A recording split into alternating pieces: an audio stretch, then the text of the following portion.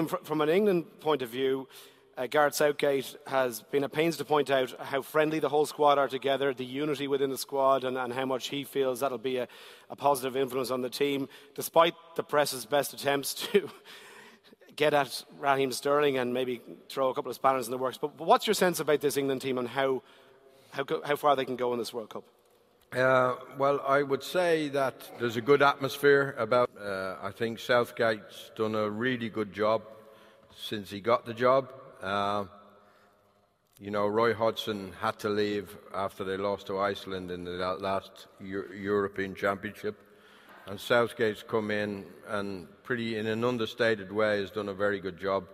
I think they won probably 9 of their 10 qualifying games, and they drew the other one. So they've gone recently and won the 2 friendlies leading up to this. So I think there's a really good atmosphere about the England team. But the England team will ultimately fail because there's not enough quality in their team. Okay. And I think they're a good bet to get to the last 8. But beyond the last 8, I think is probably asking too much. I don't think there are any world-class players in there. Harry Kane? John and Eamon, on your pod, I think Harry Kane is... Are you saying that as an Arsenal man? I'm not joking. I'm saying it just by looking at him. He's not a natural footballer to me. He's not...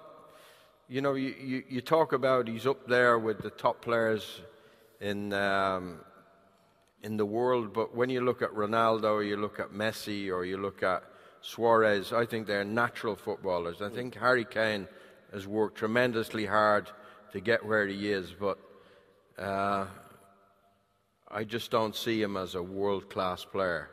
And I think they're going to depend a lot on his goals, and he hasn't delivered in the 2 tournaments that he's played in. He played in the England under-21s, going back a few years, I know now. Under Southgate in championships last time round. I think the Premier League is really easy to score goals and has been for a long, long time.